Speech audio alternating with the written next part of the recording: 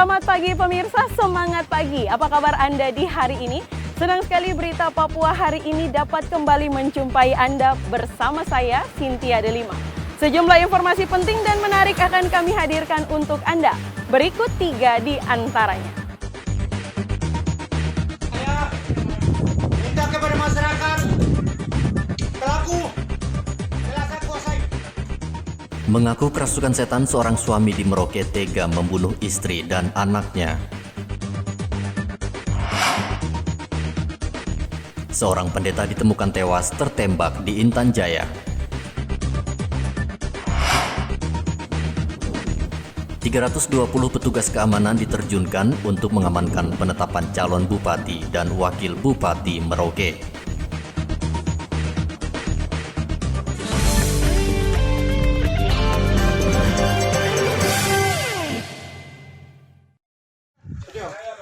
Kalau ada yang ambil silakan, berarti itu sudah. Saya minta kepada masyarakat, pelaku telah saya kuasai. 2 jam bernegosiasi, Kapolsek Muting Ibda Hamado akhirnya membujuk Ambrosius Wamatang keluar dari rumahnya di distrik Ulilin, Merauke. Pelaku kemana? Polisi sempat mendobrak pintu belakang mes perusahaan yang ditinggali keluarga naas itu.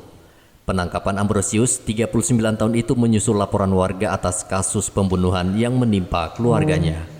Tak seorang pun tetangga yang tahu pemicu amuk Ambrosius. Karyawan PT Bio Inti Agrindo itu tega merenggut nyawa Sarah Kevnai, istrinya, dan seorang anaknya yang baru berusia 1 tahun. Seorang sepupu yang tinggal di rumah mereka juga tak luput dari ayunan parang Ambrosius. Malam sebelumnya, pelaku yaitu atas nama WN, warga negara Indonesia, suku NTT, dan dia adalah karyawan di PT Bia juga, bertengkar dengan istrinya atas nama ET. Kemudian, istrinya atas nama SK. Pertengkaran itu karena pelaku ini dituduh sering melakukan suwangi, istilah di Papua ini, atau sering kita kenal ilmu hitam, santet. Jadi karena pelaku ini sering dituduh melakukan suwangi atau melakukan praktek ilmu hitam, maka bertengkar tadi malam. Setelah pertengkaran itu tidak sampai terjadi apa-apa, kemudian paginya pukul 4.30 mereka suami istri ini bertengkar kembali. Kebetulan di dalam rumah itu juga ada saudara sepupu dari istri yang namanya ET, ya, tinggal di situ. Nah, karena pada situ terjadi pertengkaran, kemudian pelaku menusuk, menebas tubuh korban ET ini dengan parang berkali-kali, kemudian ditusuk dengan alat yang sering digunakan untuk mencungkil sawit. Kemudian ET terkapar, dan saat itu istrinya mencoba melarikan diri, mencoba kabur dari pintu belakang. Mungkin karena pelaku sudah kalap, kemudian istrinya pun ditebas dengan parang yang mengakibatkan saat itu istrinya sedang menggendong anaknya yang berumur 1 tahun dengan nama KO, maka kemudian anak dan istrinya pun terjatuh dan terkena tebasan parang itu mengenai anaknya yang berumur 1 tahun. Polisi menjerat pelaku dengan pasal 340 KUHP dengan ancaman hukuman maksimal seumur hidup. Muhammad Ridwan melaporkan dari Merauke, Papua.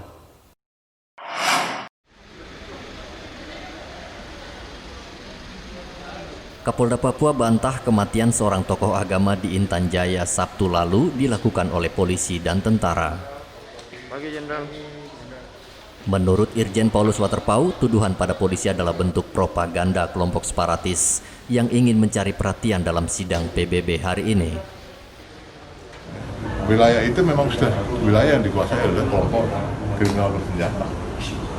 Jadi kalau dengan modus yang kemarin mereka mengatakan bahwa serangan TNI Polri, menurut saya itu harus dibantah itu. Harus dibantah. Kenapa? Karena belum ada laporan dari satuan bawah kami, ini sudah viral di media sosial. Ini pola-pola propaganda dimainkan oleh mereka. Kita tahu kok, mau sidang PBB ini, kita paham itu. Jadi para pihak yang mencoba ikut mendramatisasi seakan-akan perbuatan dilakukan oleh pihak kami, saya bantah ini. Jangan dulu mengatakan seperti itu. Nanti kejadian sama dengan di Timika kan, ketika Thomas Greywall itu ditembak dengan beberapa karyawan Freeport di situ. Tudingannya apa? Karena TNI Polri yang melakukan. Kenyataannya apa? Bukan kami pelaku kekerasan bersenjata itu yang nyata. Makanya para tokoh yang mengaku diri sebagai pemimpin-pemimpin ini diam saja gitu kalau tidak tahu masalah gitu. Kita harus bicara fakta dan data. Sementara itu, Ketua Forum Kerukunan Antarumat Beragama Lipius Biniluk meminta polisi mengungkap siapa penembak seorang pendeta di Intan Jaya. Kita harus bicara fakta dan data. Tidak bisa hanya untuk membela diri, oh kami tidak, mereka tidak, kami. Nah, seperti itu. Jadi dalam hal penembakan seorang hamba Tuhan, ya harus bicara sesuai dengan data dan fakta. Itu pertama. Yang kedua, laporan dari pimpinan gereja mereka, yaitu Gereja Kemah Injil Indonesia, ada laporan, dan kami dari pimpinan Aras Papua, tokoh-tokoh agama dan juga gereja sedang mendalami, dan merespon terhadap laporan itu. Dan juga dari kami punya pimpinan atas, yaitu PGI, juga sudah melaporkan kepada Presiden untuk proses ini lebih terbuka, transparan. Seperti itu. Jadi ya semoga ini bisa terungkap siapa pelakunya. Seperti itu, saya harap ada tim-tim independen yang bisa turun tetapi masih dalam koordinasi. Sebelumnya, Pendeta Yeremias Zanambani ditemukan tewas tertembak di Kampung Bomba, Distrik Hitadipa, Intan Jaya. Polisi menyebut kelompok separatis pelaku penembakan tokoh agama itu.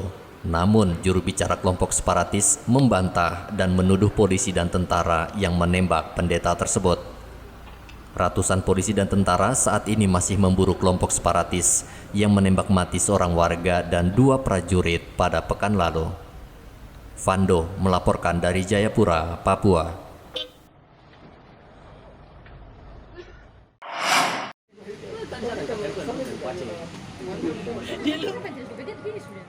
Auditorat Militer Manokwari, Papua Barat memusnahkan barang bukti 1.782 botol minuman keras. Ribuan botol minuman keras ini dimusnahkan karena sudah ada putusan tetap.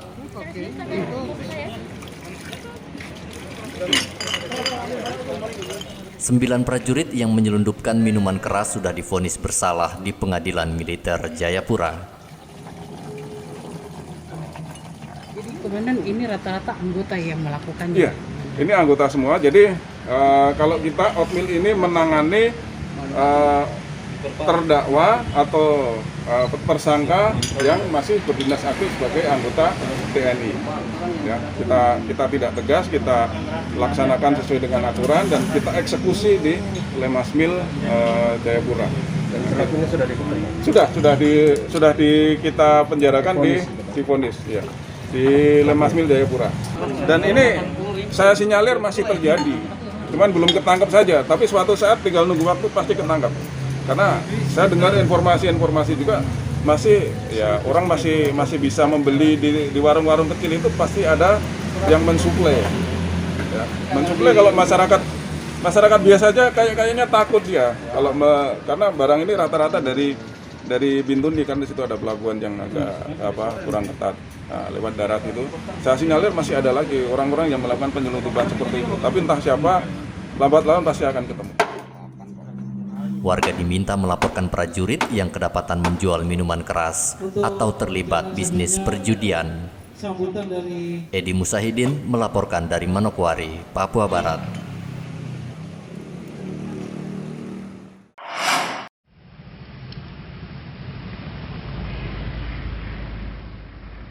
...200 pengendara yang melintas di 6 ruas jalan utama Mimika terjaring razia masker yang digelar polisi selama 2 jam Selasa siang kemarin.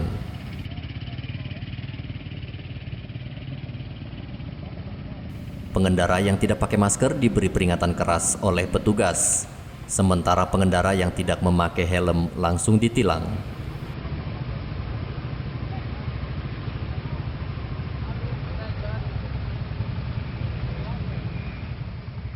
Kabak Ops Polres Mimika AKP Dionisius Helan mengatakan razia masker juga disertai dengan himbauan pada pengendara agar mematuhi protokol kesehatan saat beraktivitas di luar rumah. Kegiatan ini tentu adalah berupa himbauan-himbauan ya, himbauan-himbauan agar memberikan masyarakat untuk patuh dan taat pada penggunaan masker. Ya. Tentu hal ini diawali tidak hanya tugas pada TNI dan Polri. Tugas ini tentu menjadi tanggung jawab semua. TNI, Polri, dan Pemda. Pemda ini ada dari Disub, dari BPBD, dari Satpol PP. Tentu kerjasama ini bisa solid sehingga tingkat penyebaran ini bisa kita cegah. Ada 6 titik lokasi yang kita tentukan. Di situ tetap ada rekan-rekan TNI, Polri, Disub, BPBD, dan Satpol PP. Semuanya dibagi-bagi dalam tim ini. Sampai sejauh ini baru tindakan persuasif ya. Sampai sejauh ini tindakan persuasif dengan ada pembagian masker juga, dengan baru sebatas peringatan. Ya. Karena kalau tidak kita memulai, tidak kita biarkan hal ini, tentu kesadaran masyarakat untuk menggunakan masker ini di Kota Mimika ini cukup. Data per 22 September pasien positif COVID-19 di Mimika bertambah 16 orang, menjadi 1.214 kasus. Pasien yang dirawat 357, sementara pasien yang dinyatakan sembuh 844 orang. Igobat Momolin melaporkan dari Mimika, Papua.